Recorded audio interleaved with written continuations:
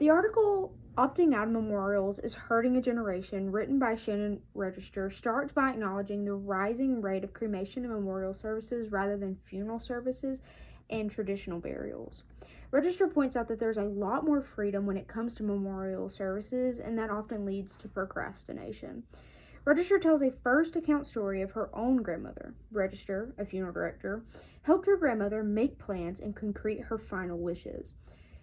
They planned everything even down to the engraving on her urn. Register said there was nothing left to do except wait on death and set a date for the memorial service. Register's grandmother would soon pass away, but the plans that were set would never happen. Her grandmother's son hated funeral homes and felt there was no need for memorials since most of her friends would be deceased. Her son never even picked up the urn or even took her cremated remains. Register speaks about the grandchildren and great-grandchildren and them questioning why they weren't able to have a final goodbye. Register ends the article by pointing out that people need funeralization. We cannot, as a generation, stop felicitating the mourning process. Register makes the point that every life should be honored. Register feels that funeral directors have a responsibility to assist families through the healing process. Maybe planning a memorial service isn't convenient, but rather, neither is the therapy one might endure when they no longer can cope with the depth of the undealt with grief. In today's high-paced society, a lot of times we aren't able to take time to stop and truly be in the moment. I believe that's why there's been such a dramatic drop in memorialization in the past few years.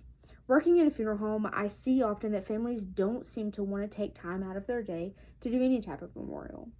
It seems like there's always a reason to push it back or to not even do one at all, especially with families that choose to cremate their loved ones. After someone passes away, you're often put in a time restraint. As a grieving family, you only have a certain amount of time to handle funeral arrangements. There's pressure from families to publish obituaries and announce services.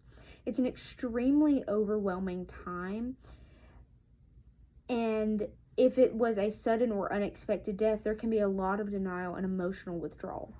You're forced to run through the motions. It can be especially difficult if the deceased didn't have a set plan for what they would want service-wise when they passed away.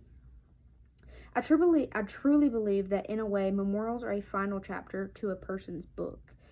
The human mind is a truly complicated thing, and thoughts of what ifs can run wild. It's important for people to see that their loved one is gone, whether that is seeing a physical body or being able to hold an urn. I believe that memorials are extremely important. Not only are you able to celebrate the person that you love, but you're able to come face to face with your own grief. It's extremely easy to push aside emotions and to have the mindset that you can grieve later. However, later often never comes. I believe that people need to grieve. It's understandable that everyone grieves differently. The way you handle strong emotions may differ from even your closest of family members. It's normal to feel shocked and scared about the future.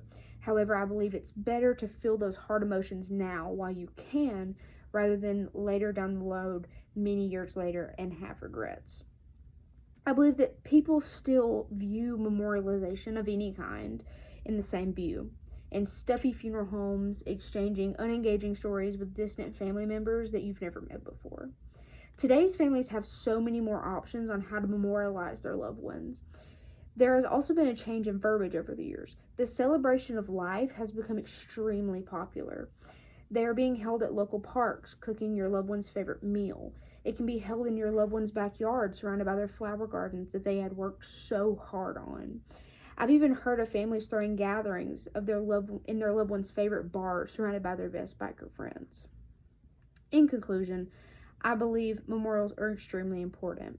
No grieving process is wrong, but, however, being able to face the loss sooner, you can continue on with healthier grieving methods as you continue on through life without your loved one. It should be our mission as funeral service professionals to guide families to do what's best for their loved ones and themselves, even if it's an untraditional memorial.